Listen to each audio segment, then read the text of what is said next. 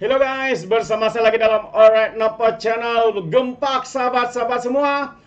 Tiga pemimpin yang berada di hujung karier politik semakin terdesak. Akhirnya mereka bakal didakwa dalam satu akta hasutan, sahabat-sahabat semua. Siapakah individu itu? Anda boleh nampak ya di dalam gambar ini. Tidak lain tidak bukan Tun Dr. Mahathir, Hadi Awang dan juga Abakau, sahabat-sahabat semua.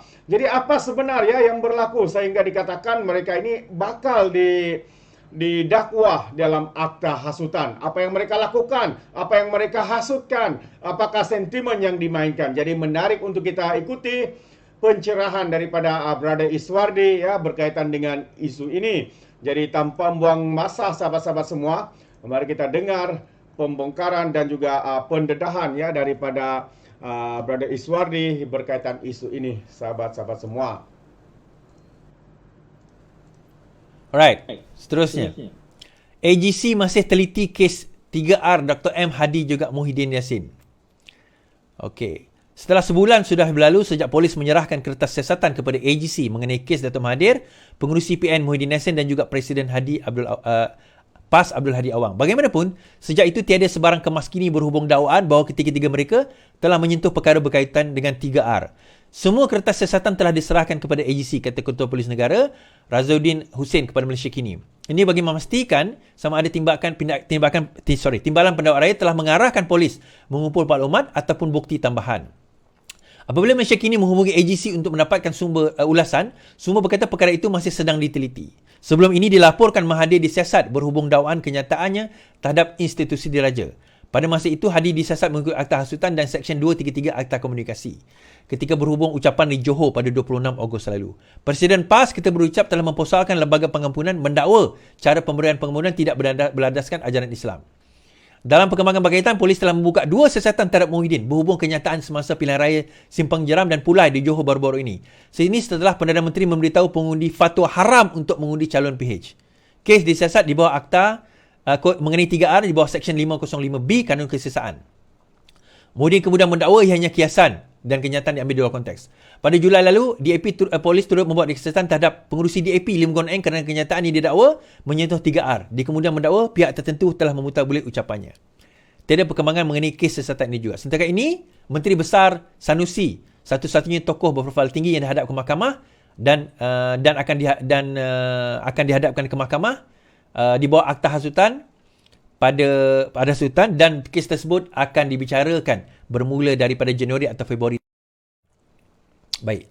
So, adakah perkara ini akan dibawa? Adakah mereka akan didakwa? Berkemungkinan besar ya. Sekarang ini dia terpulang kepada AGC sama ada nak meneruskan dakwaan tersebut atau tidak. Tetapi kalau ikut daripada how easy it is actually, betapa mudahnya untuk nak didakwa dalam kes-kes sebegini berkaitan dengan akta hasutan ini, sebenarnya tak lepas. Hadi tak lepas, Muhyiddin Yassin tak lepas, even Mahathir sendiri pun berkemungkinan besar tak lepas dalam kes ini.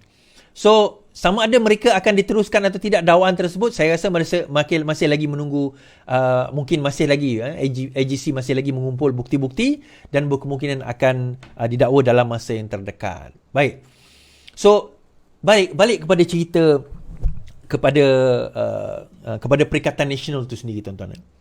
Now, dinamika kepada Perikatan Nasional sekarang ini dan juga perkara yang sekarang ini dikenakan kepada pembangkang, apa tujuan dia? Itu poin saya nak bawa. Apa tujuan dia? Kenapa dakwaan fitnah saman ini berlaku?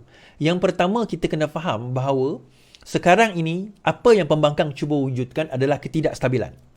Apa yang pembangkang wujudkan adalah ketidakstabilan. Pembangkang tidak bercerita tentang polisi, berbahas tentang polisi, membentang ataupun menentang mana-mana polisi, kecuali di dalam Dewan Rakyat, pun soalan-soalan mereka bagi saya agak tak sampai ke level pembangkang yang sepatutnya.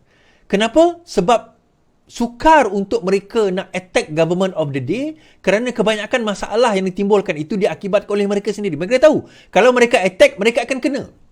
Itu yang pertama. Jadi mereka resort kepada 2 perkara. Pertama, fitnah. Tuan-tuan dengar ucapan Sanusi sendiri. Dia banyak berkisah kepada fitnah sehingga dia disaman oleh Tan Sri Vincent Tan, disaman oleh Amiruddin. Kan? Saya mesej Amir tadi, saya kata, Amir, teruskan saman. Dia kata, lawan, tetap lawan. Dia tak kata macam tu lah. Ya, kita akan teruskan, dia kata. Amir Menteri Besar Selangor. Dia kata, jangan give up. Jangan berhenti, teruskan. Kita kena teruskan saman tersebut. Ya, dia akan teruskan. Point is sekarang ini, tuan-tuan, kita nak bagi tahu. Dalam keadaan sekarang ini, mereka terdesak. Terdesak sebab apa? Dana yang mereka agung-agungkan dan banyak sebelum ini, disekat dalam pelbagai cara. Saya boleh sebut tentang Malaysia Airlines. Saya tak kata dia berkaitan dengan Muhyiddin.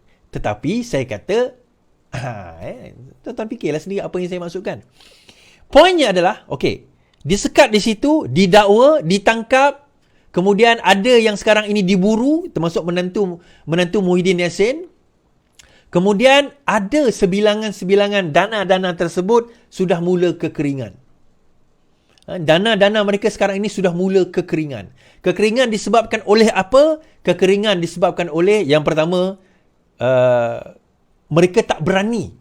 Dana yang dah disembunyikan itu, yang dah dilebur dan dilebur itu tak berani nak dikeluarkan kerana pihak berkuasa is on their toes sekarang ini, menghidu kat mana wang-wang, the money trail itu sekarang ini muncul. The moment money trail itu muncul, dia mula akan masuk dan mula akan melakukan siasatan. Terbaik tadi Malaysia Airlines lah, tuan-tuan. Tuan-tuan tahu kan bahawa Datuk Seri tersebut telah ditahan di bawah AMLA, Akta Penggubalan Wang Haram. AMLA itu pada tahun 2020 ni, tuan-tuan. 2021 ialah dia dapat pada Disember. Tetapi permohonan kepada lesen My Airline tu bukan dia buat baru Disember 2021. Permohonan itu dia buat sebelum itu. Pada tahun 2020 dia dah mula buat permohonan.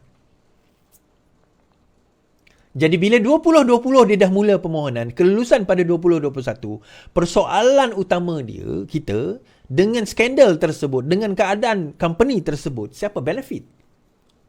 Dan sekarang ini Datuk Seri itu ditahan dan disiasat di bawah AMLA. Berkemungkinan, sekali lagi saya kata skandal. Semalam kita cerita Golden Sachs, Roger Ng dibawa balik, tuan-tuan. Yang buat rundingan dengan peguam Muhyiddin Yassin dibawa balik sekarang ini nak mendedahkan skandal yang dia kata tak mungkin tak ada pun. Mungkin dia tak pernah cakap pun, dia akan dedahkan. And dia akan bawa balik benda yang berkaitan. It will haunt back. Dia akan menghantui kembali, terutama Muhyiddin Yassin dan juga Perikatan Nasional. But of course, PAS akan kata kami tak tahu dan kami berlepas diri. Itu sebab kenapa, kalau tuan-tuan perasan, kenapa PAS mula berpelukan dengan siapa, tuan-tuan? Atok. Mereka tahu minyak mereka di dalam bersatu dah nak habis. Fulus fi dunia wal mampus fi akhirah, mereka dah habis. Walaupun tahniah kepada Nik Amal lah dapat Alphard hari ni kan. Tahniah lah kita ucapkan kan. Oda air bersih dapat Alphard. Alhamdulillah. Alhamdulillah, unta merah. Alhamdulillah, Syekh.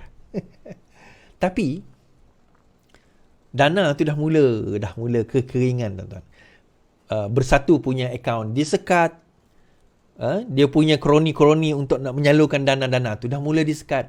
PAS mula keresahan. Keresahan atas dasar apa? Keresahan kerana mereka nak menghadapi pilihan raya.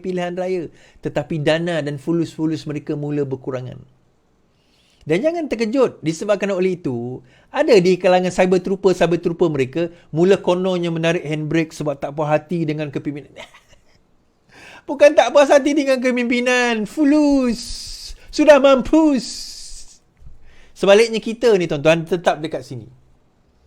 10,000, 11,000 yang menonton kita tetap dekat sini. Alhamdulillah. Sokongan tuan-tuan dan puan-puan, saya tidak pernah akan lupakan. InsyaAllah. Kita kena ingat perjuangan kita ni untuk apa, tuan-tuan. Kita nak negara yang lebih baik. Saya menyokong kerajaan Madani ini bukan kerana saya menyokong kerajaan Madani.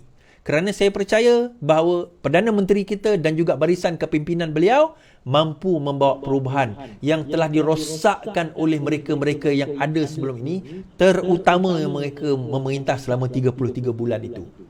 Kita tahu bahawa PMX ni boleh. Tetapi yang paling penting kita kena sabar, kita kena turut sama berusaha, bantu sebaik mungkin. Terima kasih yang register sebagai apa orang kata VIP kita. Nah, dalam VIP itu kita akan hantar Terbaik sahabat-sahabat semua.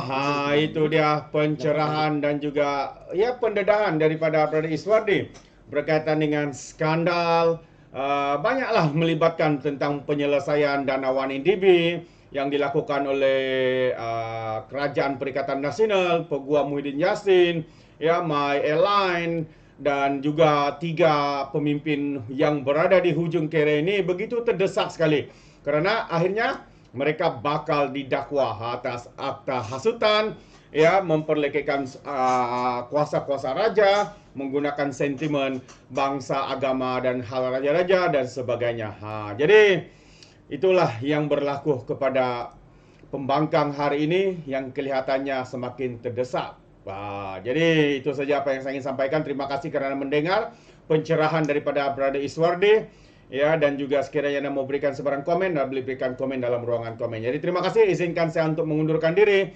Dan seperti biasa, peribahasa mengatakan, tapapun kangkap, 2 ton keinginan. Dalam bahasa Melayanya, tepuk dadah, tanya selera. Sekian saja daripada Alright Nampak Channel. Kita berjumpa lagi. Bye-bye.